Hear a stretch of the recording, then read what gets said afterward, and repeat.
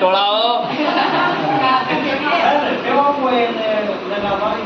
कैसी पेड़ तो तक कादो लगाओ, ऑयल लगाओ, गोबर लगाओ, काय भी लगाओ। समझ गया ना? कौन सा महीना हुआ?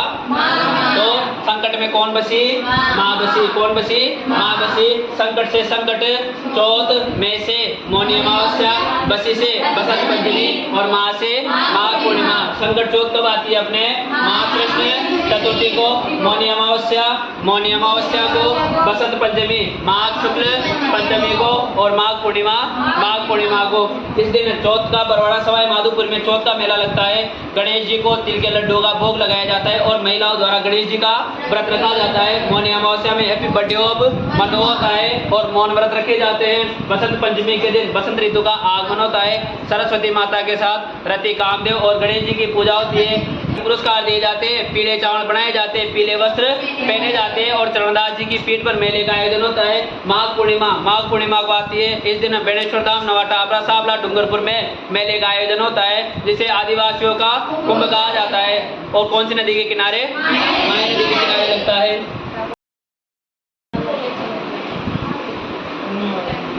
कार्तिक पूरा हो गया। अगला कौन सा है अपना? मार्गशीर्ष। कौन सा है? मार्गशीर्ष। अब इसमें ज्यादा नहीं है, केवल 3 त्योहार है। एक तो है अपना काल भैरव अष्टमी। कौन सी अष्टमी? काल भैरव अष्टमी। एक है अपना गुरु दत्तात्रेय, गुरु दत्तात्रेय भगवान जयंती। किसकी जयंती है भाई? भगवान जयंती। इसके बाद है अपनी गीता जयंती। कौन सी जयंती? गीता जयंती। देखो सबसे पहले बात करें अपन काल भैरव अष्टमी, तो ये मनाई जाती है मार्गशीर्ष माह की कृष्ण पक्ष की अष्टमी को मनाई जाती है। कब मनाई जाती है? मार्गशीर्ष माह की कृष्ण पक्ष की अष्टमी को मनाई जाती है। और काल भैरव का जो मंदिर बना हुआ है ना, वो बना हुआ है अपने बनारस में। कहाँ पर बना हुआ है? बनारस। और इसे ही कहा जाता है वाराणसी, इसे ही कहा जाता है काशी। बस इतनी सी बात याद रखनी है कि काल भैरव का जो मंदिर बना हुआ है वो कहाँ पर बना हुआ है? बनारस में बना हुआ है। और इनका संबंध कहाँ से? बनारस से। इसके बाद है गुरु दत्तात्रेय भगवान जयंती। इसमें तुम्हें याद रखना है MS धोनी। क्या याद रखना है? MS धोनी। तो देखो M से तो हो गया मार्गशीर्ष, S से हो गया शुक्ल। क्या हो गया? शुक्ल। और D से हो गया अपना दशमी। कब हो गया? कितना हो गया? दशमी। तो एक याद रखना MSD। क्या याद रख लेना? MSD। तो M से तो मार्गशीर्ष, S से शुक्ल पक्ष और D से दशमी। तो मार्गशीर्ष माह की शुक्ल पक्ष की दशमी को मनाई जाती है। और गुरु दत्तात्रेय भगवान का मंदिर बना हुआ है गुरु शिखर। कौन से शिखर पर बना हुआ है? गुरु शिखर, जो कहाँ पर है? माउंट आबू में। कहाँ पर है? माउंट आबू में। और माउंट आबू कहाँ पर है? सिरोही में। कहाँ पर है? सिरोही में। यदि पूछ ले कि राजस्थान में सबसे अधिक ऊंचाई पर मंदिर कौन सा बना हुआ है, तो कौन सा है? गुरु दत्तात्रेय भगवान का मंदिर बना हुआ है। इसके बाद आती है कौन सी जयंती? गीता जयंती। तो गीता जयंती मनाई जाती है अपने मार्गशीर्ष माह की शुक्ल पक्ष की एकादशी को। कब मनाई जाती है? मार्गशीर्ष माह की शुक्ल पक्ष की एकादशी को। और इस दिन कृष्ण भगवान ने, किसने? कृष्ण भगवान ने गीता का ज्ञान दिया था। किसे दिया था? अर्जुन को दिया था भाई। किसे दिया था? अर्जुन को दिया था। तो इस दिन भगवान कृष्ण ने अर्जुन को किसका ज्ञान दिया था? गीता का ज्ञान दिया था। इसलिए इसे क्या कहा गया? गीता जयंती कहा गया। इसके बाद आया अपना पौष माह। कौन सा माह? हाँ, कौन सा माह? पौष माह। इसमें एक मेला तो आता है अपने सोमवती अमावस्या। कौन सी तारीख आती है? सोमवती अमावस्या। और ये आती है अपने पौष माह की अमावस्या को। कब आती है? पौष माह की अमावस्या को आती है और इस दिन चौहटन बाड़मेर में, कहाँ पर? चौहटन बाड़मेर में मेले का आयोजन होता है। किसका आयोजन होता है? मेले का आयोजन होता है। और पौष माह की सोमवती अमावस्या को चौहटन बाड़मेर में मेले का आयोजन होता है। और ये मेला 12 वर्ष में, कितने वर्ष में? 12 वर्ष में एक बार लगता है। 12 वर्ष में कितने बार लगता है भाई? एक बार लगता है। और इस मेले को ही अर्ध कुंभ की, किसकी? अर्ध कुंभ की क्या दी गई है? संज्ञा दी गई है। अर्ध कुंभ नहीं कहा गया है, केवल किसकी संज्ञा दी गई है? अर्ध कुंभ की संज्ञा दी गई है। तो पौष माह में केवल एक तो ये त्योहार है सोमवती अमावस्या, जो कब आती है? पौष अमावस्या को आती है। और इस दिन चौहटन बाड़मेर में मेले का आयोजन होता है। और मेले का आयोजन कितने वर्ष में? 12 वर्ष में एक बार पड़ता है, इसलिए इसे क्या कहा गया? अर्ध कुंभ की संज्ञा कहा गया। इसके बाद है गुरु गोविंद सिंह जयंती। कौन सी जयंती? गुरु गोविंद सिंह जयंती। ये मनाई जाती है अपने पौष माह की शुक्ल पक्ष की सप्तमी को। कब मनाई जाती है? पौष माह की शुक्ल पक्ष की सप्तमी को मनाई जाती है। तो ये मार्गशीर्ष और पौष माह में केवल कितने त्योहार है? 4 या 5 त्योहार है। हेडिंग डालो मार्गशीर्ष माह। कायलेगा गुरु गोविंद सिंह का बर्थडे, हैप्पी बर्थडे और गुरु गोविंद सिंह जयंती। अगला कौन सा है अपना? माघ माह। कौन सा माह? माघ माह। और माघ माह में क्या हुआ था? माघ माह में संकट में, किसमें? संकट में बसी हुई थी माँ। कौन बसी हुई थी? माँ। हमेशा संकट में कौन बसती है? माँ ही बसती है। अब देखो, संकट से तो हुआ अपना संकट चौथ। कौन सी चौथ? संकट चौथ। इसे ही कहते हैं अपन तिलकुट्टा। क्या कहते हैं भाई? तिलकुट्टा। में से हो गया मौनी अमावस्या। कौन सी अमावस्या? मौनी अमावस्या। बस से हो गया बसंत पंचमी। कौन सी पंचमी? बसंत पंचमी। और माघ से हो गया माघ पूर्णिमा। कौन सी पूर्णिमा? माघ पूर्णिमा। एक एक यहाँ देख लो, छोटे छोटे त्योहार है। सबसे पहला है अपना कौन सा? संकट चौथ। कौन सा आया? संकट चौथ या तिलकुट्टा। तो ये मनाई जाती है माघ माह की कृष्ण पक्ष की चतुर्थी को। कब मनाई जाती है? माघ माह की कृष्ण पक्ष की चतुर्थी को मनाई जाती है। और इस दिन महिलाओं द्वारा विघ्नहर्ता। कौन से हर्ता? विघ्नहर्ता। और विघ्नहर्ता कौन है? गणेश जी। यानी इस दिन महिलाओं द्वारा विघ्नहर्ता गणेश जी का व्रत रखा जाता है। और गणेश जी के लिए तिल के लड्डू बनाए जाते हैं। भाई किसके लड्डू बनाए जाते हैं? बनाओ जाना। तिल के लड्डू बनाए जाते हैं। और चौथ के दिन ही, संकट चौथ के दिन ही चौथ का बरवाड़ा। कौन सा? चौथ का बरवाड़ा। और ये कहाँ पर है? अपने सवाई माधोपुर में। कौन से माधोपुर में? सवाई माधोपुर में। कौन सी माता का मेला? हाँ, चौथ माता का मेला बढ़ता है। यानी चौथ माता के मेले का आयोजन सवाई माधोपुर में, चौथ का बरवाड़ा सवाई माधोपुर में कब लगता है? माघ माह की कृष्ण पक्ष की चतुर्थी को। और बहुत से तो चौथ का बरवाड़ा जाते हैं और बहुत से कहाँ पर जाते हैं? अपने बीरज में जाते हैं। तो ये मेला इसी दिन लगता है। इसके बाद है कौन सी अमावस्या? मौनी अमावस्या। और इस दिन मनु का जन्मदिन होता है। किसका जन्मदिन होता है? मनु का जन्मदिन होता है। यानी हैप्पी बर्थडे ऑफ मनु कब आता है? मौनी अमावस्या को। मनु से कहा गया है ना कि जो ये संतान बनी हुई है वो किसकी बनी हुई है? मनु की बनी हुई है। यानी जो संतान चली ना, जो मनुष्य पीढ़ी चली, वो किससे चली थी? मनु से चली थी। और इस दिन मौन व्रत रखे जाते हैं। कौन से व्रत रखे जाते हैं? मौन व्रत रखे जाते हैं। इम्पॉसिबल खास तौर पर किनके लिए? महिलाओं के लिए। इस दिन कौन से व्रत रखे जाते हैं? मौन व्रत रखे जाते हैं। इसके बाद है कौन सी पंचमी? बसंत पंचमी। बसंत पंचमी मनाई जाएगी अपने माघ माह की शुक्ल पक्ष की पंचमी को। कब मनाई जाती है? माघ माह की शुक्ल पक्ष की पंचमी को मनाई जाती है। और बसंत पंचमी से ही बसंत ऋतु का, कौन सी ऋतु का? बसंत ऋतु का क्या होता है? आगमन होता है। यानी धीरे धीरे गर्मी आने लग जाती है, सरसों के फूल झड़ने लग जाते हैं, पीले पत्ते झड़ने लग जाते हैं। और बसंत पंचमी के दिन ही बसंत ऋतु का आगमन होता है। सबसे महत्वपूर्ण इस दिन सरस्वती माता की, कौन सी माता की? सरस्वती माता की क्या होती है? पूजा की जाती है। किसकी पूजा की जाती है? सरस्वती सरस्वती माता की पूजा की जाती है। और देखो सरस्वती माता के साथ ही कामदेव, कौन से देव? कामदेव। एक है अपने गणेश जी, कौन? गणेश जी। और एक है रति, कौन है? रति। इन तीनों की भी क्या की जाती है? पूजा की जाती है। इसके अलावा घरों में पीले चावल बनाए जाते हैं। कौन से चावल? पीले चावल बनाए जाते हैं। इसके अलावा पीले वस्त्र, कौन से वस्त्र? पीले वस्त्र पहने जाते हैं। यानी सब कुछ उस दिन क्या रहता है? पीला पीला रहता है। क्या रहता है? पीला पीला रहता है। तो पीले व चावल बनाए जाते हैं, पीले वस्त्र ये पहने जाते हैं। और इस दिन पुरस्कार दिया जाता है गार्गी। कौन सा पुरस्कार दिया जाता है? गार्गी पुरस्कार दिया जाता है। किसको दिया जाता है? बालिकाओं को। किसको दिया जाता है? बालिकाओं को दिया जाता है। और इसके अलावा दिल्ली में, कहाँ पर? दिल्ली में किसकी पीठ बनी हुई है? हाँ, चरणदास जी। किसकी पीठ पर? चरणदास जी की पीठ पर मेले का आयोजन होता है। इसके बाद है कौन सी पूर्णिमा? माघ पूर्णिमा। और ये कब मनाई जाएगी? माघ पूर्णिमा को ही मनाई जाएगी। इस दिन बेणेश्वर धाम, कौन सा धाम? बेणेश्वर धाम, जो कहाँ पर है? नवा टापरा। कौन सा टापरा?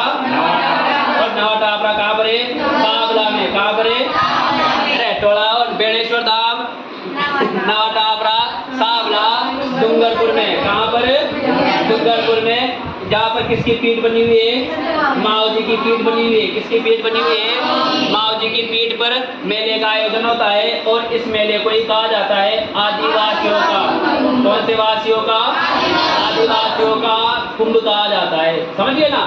तो माघ पूर्णिमा को बेणेश्वर धाम, नवा टापरा, सावला, डूंगरपुर में माओ जी की पीठ पर मेले का आयोजन होता है। और इस मेले को ही क्या कहा जाता है?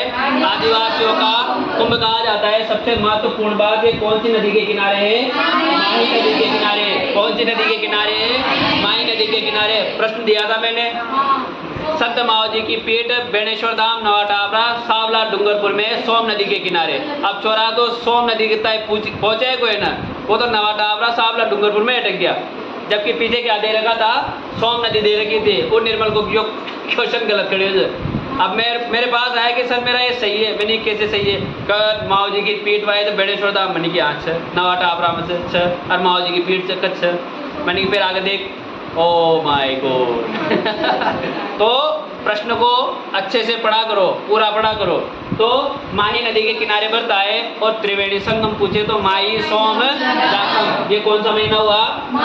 तो संकट में कौन बसी? माँ बसी। कौन बसी? माँ बसी। संकट से संकट, चौथ, में से मौनी अमावस्या, बसी से बसंत पंचमी, और माँ से माघ पूर्णिमा। संकट चौथ कब आती है? अपने महाकृष्ण चतुर्थी को। मौनी अमावस्या को, बसंत पंचमी माघ शुक्ल पंचमी को, और माघ पूर्णिमा को। इस दिन चौथ का बरवाड़ा सवाई माधोपुर में चौथ का मेला लगता है। गणेश जी को तिल के लड्डू का भोग लगाया जाता है। और महिलाओं द्वारा गणेश जी का व्रत रखा जाता है। मौनी अमावस्या में हैप्पी बर्थडे मनो होता है और मौन व्रत रखे जाते हैं। बसंत पंचमी के दिन बसंत ऋतु का आगमन होता है। सरस्वती माता के साथ रति, कामदेव और गणेश जी की पूजा होती है। रति कोई देवी शायद ये कामदेव जी खड़े की शायद। और कामदेव, गणेश जी और रति की पूजा होती है। और गार्गी पुरस्कार दिए जाते हैं, पीले चावल बनाए जाते हैं, पीले वस्त्र पहने जाते हैं। और चरणदास जी की पीठ पर मेले का आयोजन होता है। माघ पूर्णिमा को आती है। इस दिन बेणेश्वर धाम, नवा टापरा, सावला, डूंगरपुर में मेले का आयोजन होता है, जिसे आदिवासियों का कुंभ कहा जाता है। और कौन सी नदी के किनारे? माही नदी के किनारे लगता है।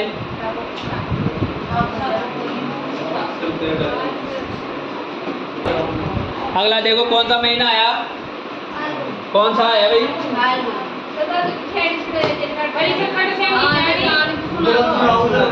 क्या माह सुनाएगा भाई? फाल्गुन माह। कौन सा माह?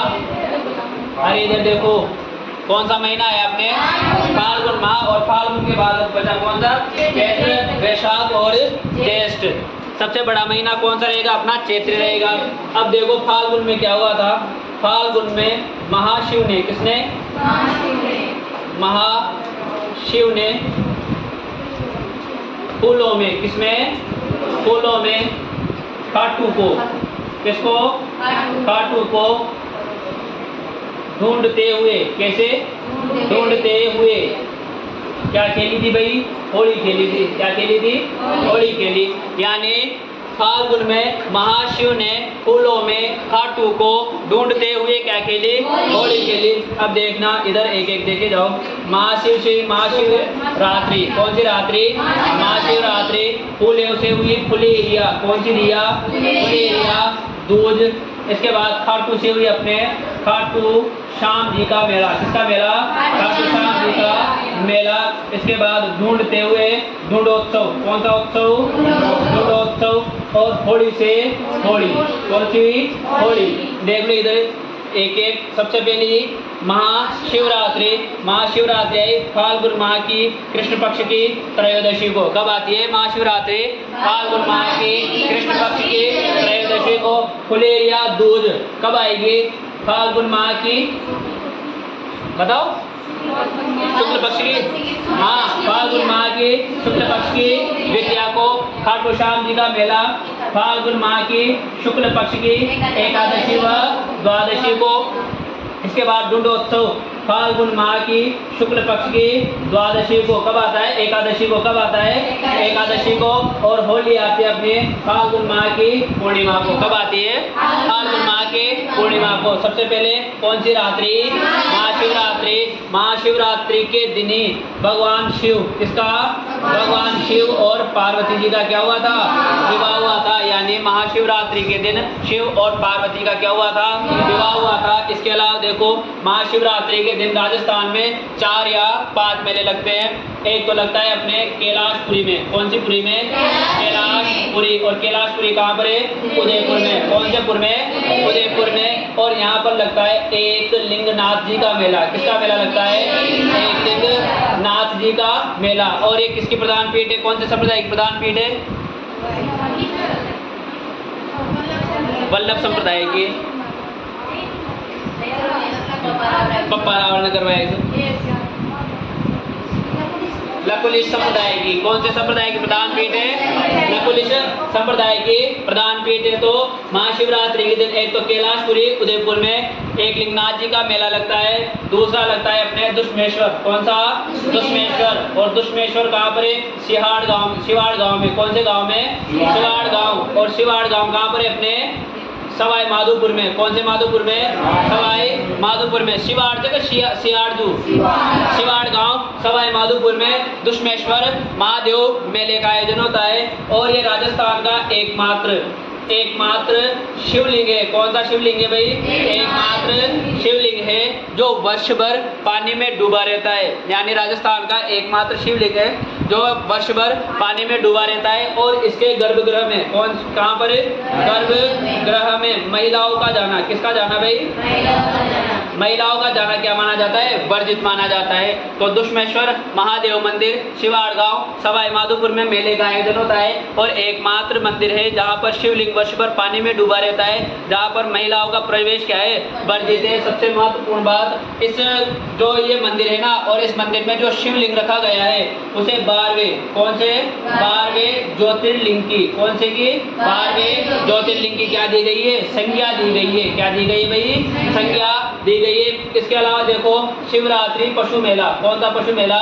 शिवरात्रि पशु मेले का आयोजन होता है अपने करौली में। कौन सी रोली में होता है? करौली में होता है। और एक मेला लगता है हल्देश्वर महादेव, हल्देश्वर मेला। कौन सा मेला? हल्देश्वर महादेव मेला। कौन सा मेला? हल्देश्वर महादेव मेला। और ये लगता है अपने सिवाना। कौन से वाणा में? सिवाना। और सिवाना लोत्रा बालोत्रा में। इसके बाद आई कौन सी दूज? फुलेरिया दूज। कौन सी दूज आई? अरे दूज को मतलब भाई दूध को है ना। फुलेरिया दूज। फुलेरिया दूज आती है फाल्गुन माह के शुक्ल पक्ष के द्वितीया को आती है। और इस दिन अबूझ सावे होते हैं। कौन से सावे होते हैं भाई? अबूझ सावे होते हैं। अबूझ सावे अपने अबूझ सावे अपने 3 होते हैं। एक तो फुलेरिया दूज पर, एक आखा तीज पर और एक देव उठनी का। यानी इन तीनों जो तिथियां है ना, इन तीनों तिथियों में वो ग्रह नक्षत्र मिलाने की जरूरत नहीं होती है, सावे निकालने की जरूरत नहीं होती है। बसंत पंचमी पे बड़े होते हैं पर अधिकतर इस पर होते हैं, फाल्गुन शुक्ल द्वितीया को, आखा तीज को और देव उठनी को। इसके बाद है कौन सा? खाटू श्याम जी का मेला। कहाँ पर लगता है? सिक्कर में। कहाँ पर लगता है? सिक्कर में। खाटू श्याम जी के मेले का आयोजन होता है जहाँ पर बर्बरीक के किसकी बर्बरीक के सिर की पूजा होती है। किसकी पूजा होती है? बर्बरीक के सिर की पूजा होती है। इसके बाद डुंडोत्सव। डुंडोत्सव फाल्गुन माह की शुक्ल पक्ष की एकादशी को मनाया जाता है और इस दिन बच्चों के लिए किसके लिए? बच्चों के लिए आता है जारा ही जारा सिंजारा। कब आता है बच्चों के लिए सिंजारा? डुंडोत्सव पे आता है। और महिलाओं के लिए कब आता है? श्रावण शुक्ल द्वितीया को। औरता के लिए सिंजारा गणेश चतुर्थी पर। लेकिन ये स्कीम पुरुषों को केवल सुनाई जाती है, इस पर अमल नहीं किया जाता। इसके बाद आई होली। कौन सी आई? होली। होली मनाई जाती है अपने फाल्गुन पूर्णिमा को मनाई जाती है और इस दिन किसका दहन किया जाता है? होलिका का दहन किया जाता है। किसका दहन किया जाता है? होलिका का दहन किया जाता है। तो ये इसके अलावा देखो राजस्थान की कुछ होलियाँ प्रसिद्ध है। सबसे पहले आई अपनी कोड़े मार होली। कौन सी मार? कोड़े मार होली। कोड़े मार होली प्रसिद्ध है अपनी बिनाई की। कहाँ की है? और बिनाई है अपने अजमेर में। कौन से मेर में? अजमेर में। इसके बाद एक पत्थर मार। कौन सी मार? पत्थर मार। और पत्थर मार है अपने बाड़मेर की। कौन से मेर की? बाड़मेर की। इसके बाद है अपने भाटा मार। कौन सी मार? बाटा मार। कौन सी मार? बाटा मार। बाटा मार है अपने आहोर। कौन सी और? और आहोर है अपने जालोर में। कौन से लोर में? जालोर में। इसके बाद है कंकड़ मार। कौन सी मार? कंकड़ मार। कंकड़ मार है अपने जैसलमेर की। कहाँ की प्रसिद्ध है? जैसलमेर की। इसके बाद है अपने कंडे मार। कौन से मार? कंडे मार। छाना कंडे मार। कंडे मार है अपने गलिया कोट। कौन सा कोट? गलिया कोट। और गलिया कोट है अपने डूंगरपुर में। कौन से पुर में? डूंगरपुर में। इसके बाद है राड रमन। कौन सी रमन? राड रमन। राड रमन है अपने बिलुड़ा। कौन सा लुड़ा? बिलुड़ा। और बिलुड़ा है अपने कौन से पुर में? डूंगरपुर में। कौन से पुर में? डूंगरपुर में। इसके बाद है अपने डोलची मार। कौन सी मार? डोलची मार। डोलची मार है बीकानेर में। डोलची का मतलब होता है बाल्टी। तो राड रमन बिलुड़ा डूंगरपुर में। घूमता हुआ है या फिर विचरते हुए या लड़ाई झगड़ा करते हुए। तो देख लो राड यानी एक लड़ाई भी हो, राड से बाढ़ बली। इसके बाद देखो डोलची मार बीकानेर में। इसके बाद देखो कौन से है छोरावता की फेवरेट लठ मार। कौन सी मार? लठ मार। ये है महावीर जी। कौन से वीर जी? महावीर जी। और महावीर जी करौली में। कौन सी रोली में? करौली में। इसके बाद कपड़े फाड़। कौन से फाड़? कपड़े फाड़। कपड़े अरे टोड़ाओ कैसी पेड़ तो तक कादो लगाओ, ऑयल लगाओ, गोबर लगाओ, काय भी लगाओ। समझ गया ना? तो कपड़े फाड़ होली। कपड़े फाड़ होली अपने वरही वर ब्यावर में। कौन से वर में? ब्यावर में। इसके बाद है देवर भाभी होली। कौन सी? देवर भाभी होली। वो है अपने पुष्कर में। कहाँ पर? पुष्कर अजमेर में। कहाँ पर है? पुष्कर अजमेर में। इसके बाद है अपने दूध दही होली। कौन सी? दूध दही होली। ये अपने नाथ द्वारा। कौन सा द्वारा? नाथ द्वारा। और नाथ द्वारा है अपने राजसमंद में। दूध दही के बाद है अपने फूलों की होली। किसकी होली? फूलों की होली। का की? हाँ गोविंद देव जी। कौन से देव जी? गोविंद देव जी। और गोविंद देव जी अपने जयपुर में। कौन से पुर में? जयपुर में। इसके बाद है जन्म मरण अर्पण। कौन सा? जन्म मरण और परण होली। ये है अपने जयपुर में। कौन से पुर में? जयपुर में। इसके बाद है रोना बिलखना होली। कौन सी? रोना बिलखना होली। ये है अपने मारवाड़ में। कौन से वाड़ में? मारवाड़ में। और एक है अपना नान महोत्सव। कौन सा महोत्सव? नान महोत्सव। और ये कहाँ का प्रसिद्ध है? गोदी गोद सांगोद। सांगोद कहाँ पर है? कोटा में। कहाँ पर है भाई? कोटा में। तो ये राजस्थान के है कुछ प्रमुख होलियां हैं जो मैंने सारी एक जगह लिखा दी। समझिए ना। तो ये कौन सा महीना हुआ अपना? फाल्गुन पूर्णिमा। सबसे महाशिव ने फूलों में खाटू को ढूंढते हुए क्या खेली? होली खेली। महाशिव से महाशिवरात्रि, फूलों से फुलेरिया दूज, खाटू से खाटू श्याम जी का मेला, ढूंढते हुए से ढूंढोत्सव और होली से होली, यानी फाल्गुन पूर्णिमा को। देख लो, अब महाशिवरात्रि के दिन शिव और पार्वती का विवाह हुआ था। इस दिन राजस्थान में 4 मेले लगते हैं। एक तो लगता है कैलाशपुरी उदयपुर में, एक लिंगनाथ जी का मेला, एक दुष्मेश्वर महादेव सिवाड़ गांव सवाई माधोपुर में मेला, इसके बाद एक कहाँ पर शिवरात्रि पशु मेले का आयोजन करौली में, और एक हल्देश्वर महादेव मेला कहाँ पर? सिवाना बालोतरा में। इसके बाद आया फुलेरिया दूज फाल्गुन शुक्ल द्वितीया को, इस दिन अबूझ सावे होते हैं। इसके बाद आया कौन सा? खाटू श्याम जी का मेला फाल्गुन शुक्ल एकादशी और द्वादशी, सीकर में मेले का आयोजन होता है और यहाँ पर बर्बरीक के सिर की पूजा की जाती है। इसके बाद देखो ढूंढोत्सव फाल्गुन शुक्ल एकादशी, और इस दिन बच्चों के लिए सिंजारा आता है। और एक है होली, और होली कब मनाई जाती है? फाल्गुन पूर्णिमा को मनाई जाती है। और होली के दिन होलिका का दहन किया जाता है, क्योंकि वो प्रहलाद को लेकर बैठी थी और प्रहलाद तो जला नहीं था, और जल कौन गई थी? होलिका जल गई थी। हेडिंग डालो। कहानी धर्मा सुनाएगा। धर्मा आजा बेटा, आजा, पहले लिख लो। अरे सुन लो, शॉर्ट में सुन। धर्मा, अरे सुनो, चलो।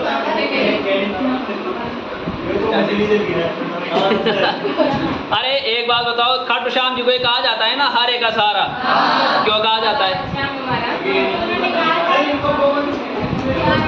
क्या वरदान?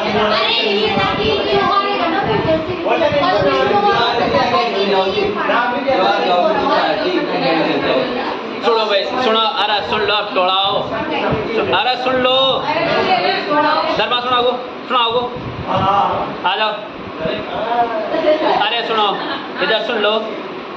पांडुपुत्र भीम का बेटा घटोत्कच, और घटोत्कच का बेटा बर्बरीक। कौन था? बर्बरीक। एक तरीके से भीमसेन का ये क्या हुआ? पोता था। अब भीमसेन और बर्बरीक की जो मुलाकात हुई थी वो अचानक हुई थी, और दोनों आपस में क्या करते हैं? लड़ने लग जाते हैं। और उसमें विजय किसकी होती है? बर्बरीक की। किसकी विजय होती है? बर्बरीक की। यानी कितना शक्तिशाली होगा वो इंसान जिसने भीमसेन को युद्ध में हरा दिया था। और युद्ध भी कौन सा लड़ा था? मल्ल युद्ध में हरा दिया था। अब वो भीमसेन को उठाकर लेकर जाता है अपनी गुफा में, जहाँ पर उसकी दादी वगैरह मम्मी वगैरह रहती है। तो भीम की पत्नी का नाम था हिडिंबा। हिडिंबा था ना, और हिडिंबा के पति का नाम था घटोत्कच। हाँ, बेटे का। अरे हिडिंबा की पत्नी का नाम तो क्या था? अरे सुनो, भीम की पत्नी का नाम था हिडिंबा। हिडिंबा का पुत्र था घटोत्कच, और घटोत्कच का पुत्र था बर्बरीक। अब हिडिंबा पहचान जाती है किसे? भीमसेन को। और वहीं पर घटोत्कच की मुलाकात भी किससे हो जाती है? भीम से हो जाती है। और यानी घटोत्कच और हिडिंबा को पता चल चुका था कि भीमसेन जिंदा है और वर्तमान में इधर ही घूम रहे हैं। जब बर्बरीक उन्हें उठाकर ले जाता है, बेहोशी की हालत में थे, तो हिडिंबा कहती है कि ये तुम्हारे और कोई नहीं है, पितामह है। कौन है? पितामह। अब उस जमाने में दादा को कहा जाता था, पितामह कहा जाता था। अब ये बात पता चलती है, तो जो बर्बरीक था ना, उसके पास 3 बाण थे। कितने बाण थे?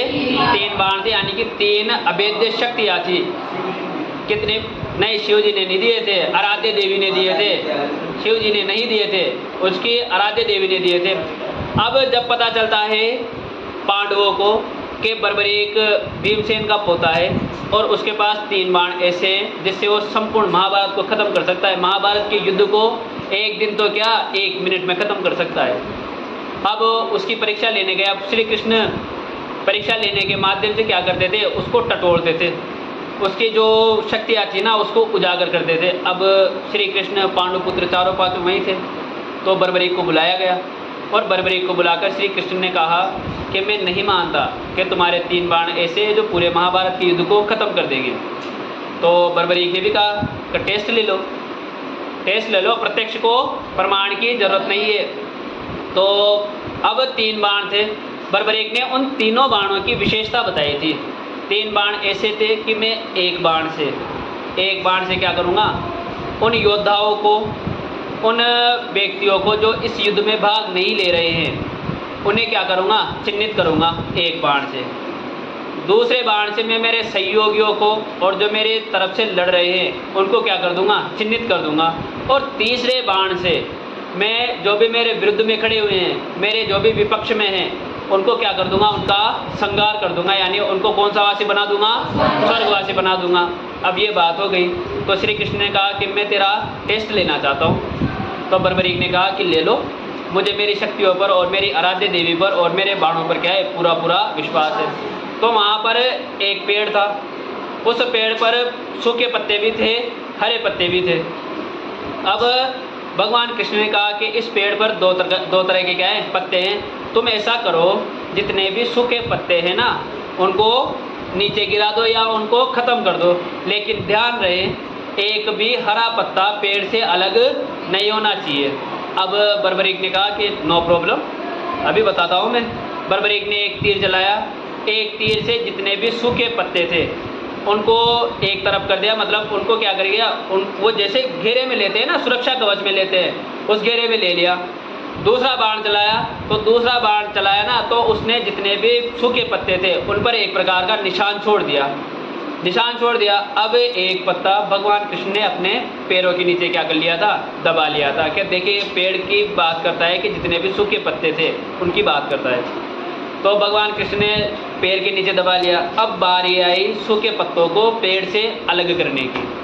अब जितने भी सूखे पत्ते थे उसने टारगेट कर ही लिए थे। तीसरा बाण जब छोड़ा तो वो सारे सूखे पत्तों को जड़ों से, मतलब उसकी जो टहनियाँ होती है ना, वहाँ पर घूमता हुआ आ गया, लेकिन वो पत्ते गिरे नहीं। गिरे क्यों नहीं? क्योंकि एक पत्ता अभी भी बाकी था।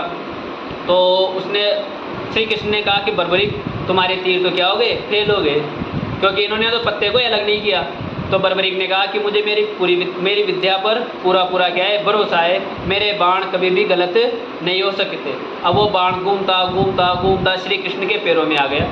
बर्बरीक ने कहा कि श्री कृष्ण, भगवान कृष्ण, जरूर मेरे तीर के मार्ग में आपका पैर आ रहा है। यदि आप आपका पैर नहीं हटाओगे तो ये आपके पैर को क्या कर देगा, भेद देगा, और पत्ते पर क्या बना देगा, निशान बना देगा। तो श्री कृष्ण पैर नहीं हटाते और वो तीर वहीं पर अटका रहता है। फिर पांडव वगैरह कहते हैं कि आप पैर तो हटाइए। फिर पैर को हटाते हैं तो उस पत्ते पर भी क्या बना हुआ था, मार्क बना हुआ था, क्योंकि वो पत्ता भी क्या हो गया था, चिन्हित हो गया था। और भगवान श्री कृष्ण के वो पैर जहाँ पर तीर लगाना वो निर्बल हो गया था। कैसा हो गया था, निर्बल हो गया था। अब पांडुपुत्र खुश, क्योंकि एक असीम शक्ति, एक भयंकर योद्धा जो 3 बाणों में पूरे महाभारत को क्या कर सकता था, खत्म कर सकता था। पांडु सारे खुश हो गए। उधर श्री कृष्ण ने कहा कि बर्बरीक को युद्ध में भाग न लो, कुछ भी हो जाए लेकिन बर्बरीक इस युद्ध में भाग नहीं लेगा।